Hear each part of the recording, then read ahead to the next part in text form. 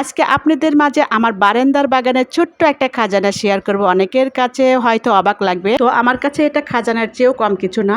তো আসসালামু আলাইকুম বন্ধুরা, সবাই কেমন আছো? আশা করি অনেকটাই ভালো আছো, আমিও ভালো আছি আলহামদুলিল্লাহ। আমার এই ছোট্ট বারান্দার বাগানের নতুন কিছু আপডেট আপনাদের মাঝে শেয়ার করতে কেয়াস ডেইলি ব্লগ থেকে আমি কেয়াস চলে আসলাম। তো বাগানের খাজানাটা শেয়ার করার আগে আপনাদের মাঝে শেয়ার করি যে আজকে আমি কি রান্না করতেছি। মুরগির চামড়া, গিলা, হাড়, হুড়, পা, কলিজা এগুলো ফ্রিজে বেশ কিছুদিন ধরে জমাইয়েছিলাম। তো এগুলো একটু আলু কিউব কিউব করে নিয়েছি, এগুলোতে ভাজি করলে অনেক মজা লাগে। আর এক পাশে চুলায় কিন্তু আমি আমার বিড়াল বাচ্চাদের জন্য মাছ উঠিয়ে দিয়েছি। এই যে এই পাশে কিন্তু বিড়ালদের জন্য মাছ উঠিয়ে দিয়েছি। আর দেখেন আজকের ওয়েদারটা কিন্তু ভীষণ সুন্দর, চকচকে ঝকঝকে। আর এই চকচকে ঝকঝকে ওয়েদারে চলুন আপনাদেরকে বাগানের খাজানাটা দেখে নিয়ে আসি। এই তো দেখেন না, কয়দিন আগেও এখানে কিন্তু কিছুই ছিল না। আর এই বাগানের পাহারাদার দায়িত্বে দিয়েছিলাম আমার আদরের টুনটুনকে। মাশাল্লাহ, ওর পাহারাদাই দেখুন না কত সুন্দর সুন্দর নতুন গাছ গজিয়ে উঠেছে। মাশাল্লাহ, কত সুন্দর। এই যে এখানে দেখেন, কয়েকদিন আগেও দেখতেছিলাম এই যে বিন্দি মরিচের এই গাছগুলো ডোগাগুলো এসে চড়ুই পাখি ঠুকরে ঠুকরে খেয়ে যায়, কিন্তু টুনটুন পাহারাদার থাকার কারণে আর এগুলোতে এসে টুনটুন মানে চড়ুই পাখি বলেন, কাক বলেন, শালিক পাখি বলেন, এগুলো আসতে পারে না। যার কারণে কয়েকদিনের মধ্যেই সুন্দর সুন্দর আবার পাতাও গজাইছে। কয়টা দিন আগেও কিন্তু আমি কিছু শাকের পাতা কেটে রান্না করেছিলাম, আসলে গাছ থেকে উঠাই নিয়ে। ভেবেছিলাম গাছগুলো হয়তো আর আগের মতো বেড়ে উঠবে না, কিন্তু মাশাল্লাহ দেখেন আল্লাহর রহমতে প্রত্যেকটা মানে পাতার গোড়া থেকে নতুন করে আবার নতুন করে শাখা প্রশাখা বের হয়েছে, নতুন করে কচি পাতা হয়েছে। আর এটা দেখতে যে আমার এত ভালো লাগতেছে। আর কয়টা দিন গেলেই হয়তো আবার বড় হয়ে যাবে, তখন আবার এগুলো কেটে আবার হয়তো রান্না করব। কারণ নিজের হাতে গাছ লাগিয়ে সেই গাছের পাতাগুলো বা সবজিগুলো দিয়ে রান্না করলে কিন্তু সত্যি মনের থেকে অনেক তৃপ্তি লাগে।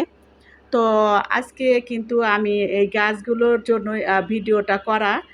যে কটা দিন ধরে আমি অনেক চেষ্টা করতেছিলাম যে নতুন গাছ গজানোর জন্য, কোনোভাবেই পারতেছিলাম না। আর এই যে এখানে কিন্তু আমি একটু জিরা নেড়ে দিয়েছি পরিষ্কার করে। আমার বারান্দাটা ছোট, কিন্তু অত বেশি রোদ আসে না, তারপরেও একটু বারান্দায় নাড়িয়ে দিয়ে টুনটুনকে ওখানে পাহারাদারে বসে দিয়েছিলাম যে বাবা দেখো চড়ুই পাখি এসে যেন এখানে আবার নষ্ট করে না। তো টুনটুনের মজার একটা বিষয় দেখেন, আমি কিন্তু আমার বারান্দার উপরে কয়টা কাপড় আছে, সে বাতাসে কিন্তু কাপড়টা নড়তিছে। আর সে শ্যাডোটা কিন্তু ওই জিরার উপরে পড়তেছে, প্লেটের উপরে। আর টুনটুন খুব অবাক দৃষ্টিতে দেখতেছে যে এটা আবার কি। তো টুনটুনকে আমি বললাম যে বাবা ওইটা যেন নষ্ট করো না, ওটা ওটা যদি তুমি ধরতে যাও তাহলে কিন্তু জিরাগুলা সব পড়ে যাবে। তো ও কেন যেন কথাটা বুঝলো, বোঝার পরে কিন্তু এক পাশে যায় আর সুন্দর করে বসে আছে, কারণ ও খুবই লক্ষ্মী। এমনিতেই চঞ্চল, কিন্তু কথা বলে সে সবই বোঝে। আর ও সাধারণত কিন্তু টুল ছাড়া বসে না। যেহেতু টুলের উপরে আমি জিরা নেড়ে দিয়েছি, তাই তাকে একটু আমি আবার নতুন করে আরেকটা টুল দিয়ে দিলাম যে সে মন চাইলে এখানে বসবে। টুনটুন, এটা বসো। এই যে তোমাকে চেয়ার দিছি, টুল দিছি, এটা বসো। আসো, বসে পাহারা দাও।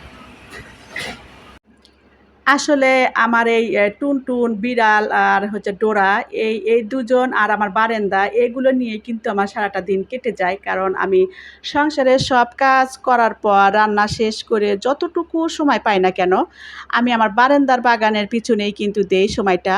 হয়তো এই একটু যত্ন আর ভালোবাসার কারণে আমার বাগানটা দিন দিন আরও সুন্দর হয়ে উঠতেছে। আর ভিডিও শুরুতে যে খাজানার কথা বলেছিলাম, এইগুলোই হচ্ছে আমার খাজানা। আমার কাছে খাজানার চেয়েও কম কিছু না। এই যে দেখেন মাশাল্লাহ, আর অনেক সুন্দর গাছগুলো গজাইছে। এগুলো বড় হলে যখন সবজি হবে, এগুলোই তো আমার কাছে খাজানা, তাই না? আর আপনারা যারা আমার নিয়মিত ভিডিওটা দেখেন, সবাইকে আন্তরিকভাবে ধন্যবাদ।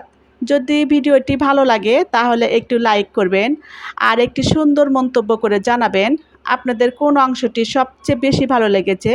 আপনাদের কমেন্ট পড়তে আমার অনেক ভালো লাগে, সত্যি বলছি। আর যারা ভিডিওটি দেখতে দেখতে এই পর্যন্ত এসেছেন অথচ নতুন হয়ে এখনও কেয়াস ডেইলি ব্লগ চ্যানেলটি সাবস্ক্রাইব করেননি, তারা প্লিজ সাবস্ক্রাইব করে দিবেন।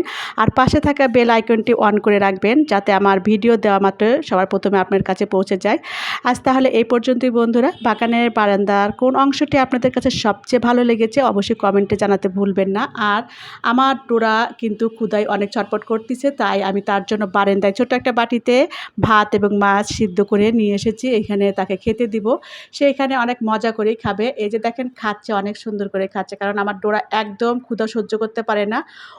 ওকে কিন্তু আমি ক্যাট ফুড, চিকেন এগুলো দেই না, কারণ ও একটু প্যারালাইজ। ওর মানে খাবারটা খাইলে ওগুলো একটু পটি করতে টাইট হয়ে যায়, তো আমি ওগুলো দেই না।